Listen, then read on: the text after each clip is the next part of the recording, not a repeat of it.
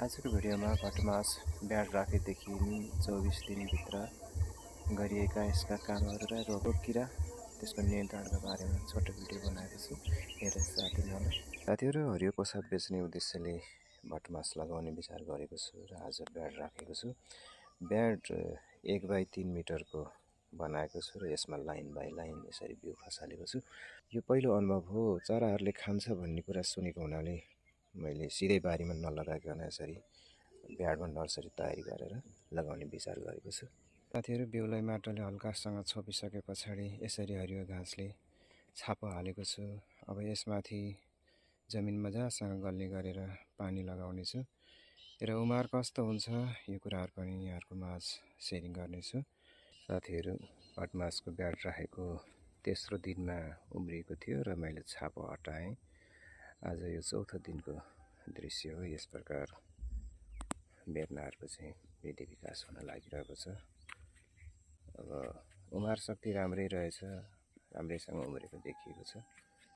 अब भोलि कस्तो हुन्छ त्यो त भोलिकै कुरा भइहाल्यो। साथीहरू, भटमासको बेर्ना उम्रेको आज 10 दिन भएको छ। यसरी वृद्धि विकास भएको छ, हेर्दाखेरि राम्रै देखिएको छ। अब यो बेर्नालाई चाहिँ उयो यतापट्टिको यो साइडमा जुन खाडल बनाएको छ त्यसमा लगाउन खोजेको र बाँकी उतापट्टिको भागमा चाहिँ यही जेठको 9 गते नै दाना लगाइसकेको छ। बेर्ना उमारेर लगाउँदा र दाना लगाउँदाखेरिको के कस्तो भिन्नता हुन्छ, कतिको फलमा तलमाथि हुन्छ, बोटमा कतिको वृद्धि विकासमा असर पर्छ या राम्रो हुन्छ भन्ने कुराहरू जान्नको लागि पनि मलाई यस्तो गर्न मन लागेको थियो। साथीहरू, बिरुवा रोपिसकेपछि पानी हाल्दा माथि मात्रै बढी पनि तल गहिराइमा चाहिँ नभिज्दो हुनाले बिरुवा नरोप्दै यसरी पानी खाडलमा हाल्यो भने चाहिँ दिगो रूपमा चिस्यान रहिरहने भएको हुनाले यसो गरेको हो। साथीहरू, भटमासको बिउ उम्रेको 10 दिनमा जरा निकै तलसम्म गइसकेको हुने रहेछ। 2 इन्चभन्दा पनि तल गएको देखियो। कोदालोले खन्दाखेरि पनि चरर छुडिने अवस्था भयो।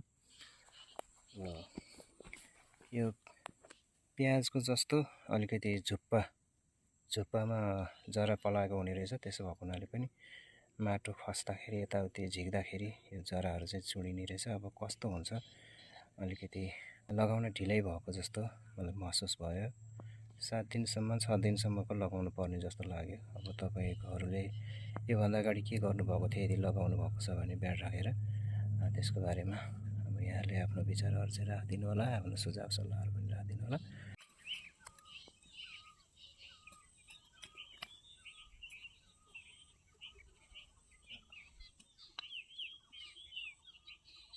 साथीहरू, ब्याड राखेको भटमासको बेर्ना आज लगाइसक्यो।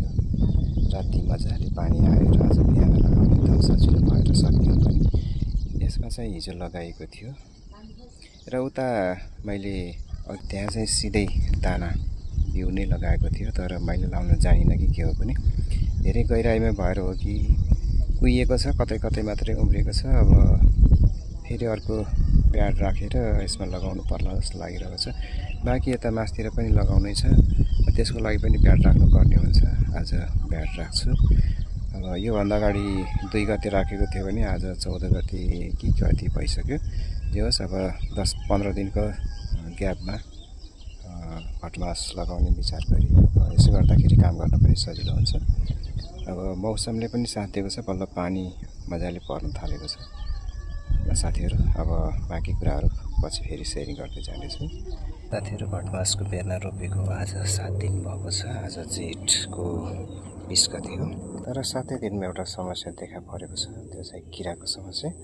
म तपाईँहरूलाई देखाउन चाहन्छु। यो कलिला पातहरूमा टन्नै किराहरू चाहिँ देखिएको छ।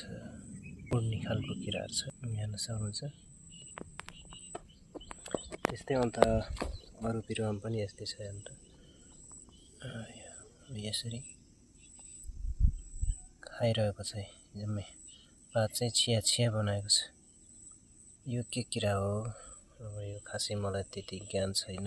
पहिलोपटक भटमास खेती गर्दैछु, मलाई यसको बारेमा केही जानकारी छैन। अब के हाल्ने कसो गर्ने, काँक्रा लगाउँदाखेरिको एउटा विषादी छ, त्यसैलाई प्रयोग गरिहेरौँ कि जस्तो लागेको छ। अब त्यसले भएन भने अब अर्कै औषधि किन्नुपर्ने हुन्छ। हरेकमा यस्तै किराहरू लागेर पातहरू जम्मै छिया बनाएको छ साथीहरू। तपाईहरुले के विषादी प्रयोग गरेर किरालाई नियन्त्रण गर्नुभएको छ? खासमा यो के किरा हो यसको बारेमा केही जानकारी दिनु होला। मैले भर्खरै हालेको विषादी चुसेर खाने र चपाएर खाने किराहरूको लागि थियो। अब हालिसके पछाडि यहाँ मैले यो बिरुवाको जुन गुबामा किराहरू देखिरहेको छ यसलाई छोएर हेर्छु यसले खाएर यो मरेको हो कि अब यो खाँदैछ भन्ने कुराहरू चेक गर्न लागिरहेको छ।